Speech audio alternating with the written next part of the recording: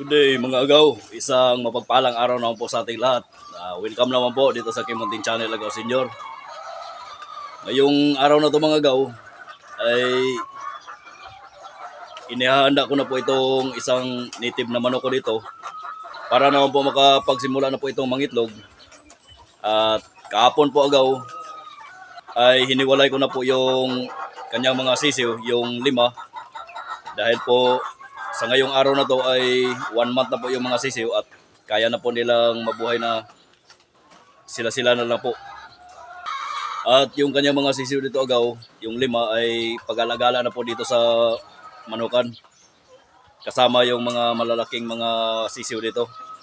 At yung inahin nila ay dito, inilagay ko na po sa kulungan para naman po masanay na siya na wala na yung mga sisiw niya na sunod ng sunod. Ito na po yung inahin agaw, yung native na manok na itim. Yung merong 5 sisiw. Kahapon po agaw ay niligo ko na po ito para naman po matanggal yung mga amoy-amoy ng kanyang sisiw. Para masanay na po siya agaw na wala na po siyang akay-akay ng mga sisiw. At kahapon po ay sinimulan ko na po itong pinapakastahan. At ito po yung pinapakasta ko sa kanya, isang native din na manok, para magkaroon po ako ng pure na native na manok dito balang araw.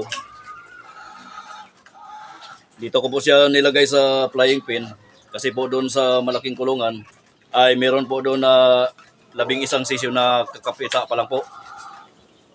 Para hindi po yun madisturbo ay dito ko lang po siya inilagay. Sa ngayon agaw ay wala pa po yung itlog, hindi pa po nakapangitlog. Pero ngayong araw na to agaw ay kumakakak na po ito. Sinyalis na malapit na po itong mangitlog.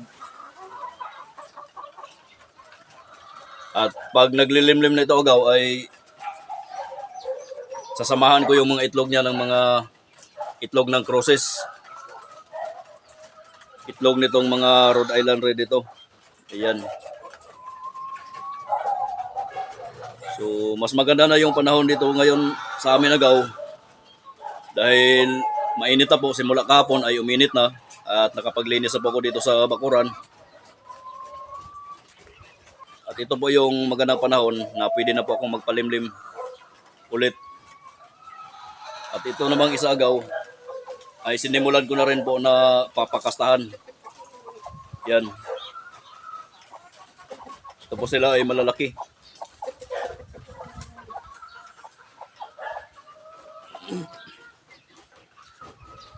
So para naman po ako makahabol dito sa magandang panahon na mainit ay makapagpapaitlog ako ng mga native na manok.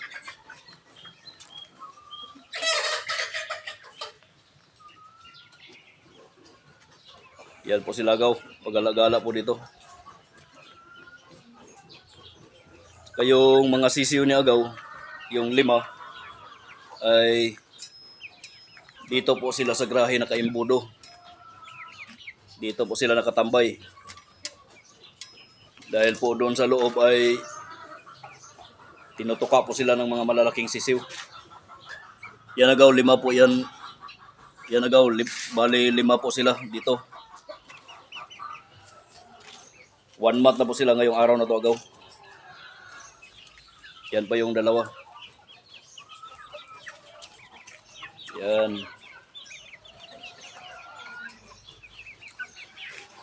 So, hindi sila masyadong pumapasok doon sa loob. Dahil mayroon pong mga malaking sisiw diyan. Tinutuka po sila niyan.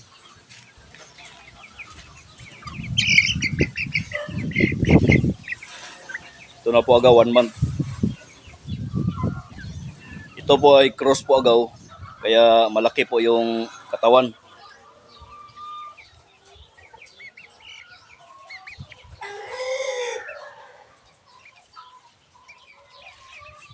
So malinis na po itong manukan po agaw, itong bakuran.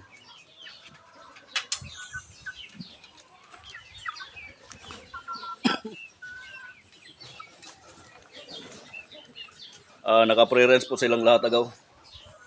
Para naman po hindi ako mapagastos ng todo sa pagkain.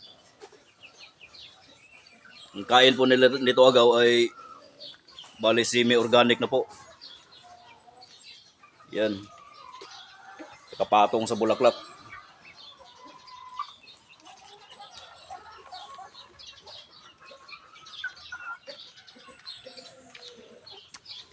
Yan po agaw. Saka dito sa loob agaw, itong malaking kulungan, dito po yung 11 ng mga sisiw na bago lang pong napisa. Yan po sila.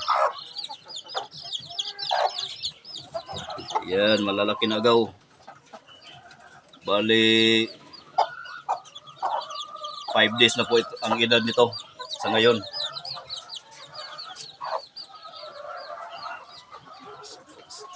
Sila lang po ang nandito sa loob agaw. Hindi ko sinamahan ng ibang manok para hindi madisturbo yung inahin at saka yung mga sisiw. Yan, ikot-ikot na lang muna tayo dito sa manukan agaw. Kasi napakaganda ng panahon. Mainit, saka medyo mahangin. Yan agaw, parami na itong mga manok agaw. Hindi na tayo mamumroblema sa pang-ulam balang araw. Kapag may bumibili po ay meron na po tayong maibibenta. Yan yung pugaran niya. Ayusin ko pa yan. Lalagyan ko pa yan ng sako. Ayan nagaw. Pure na native na manok. Silang dalawa dyan.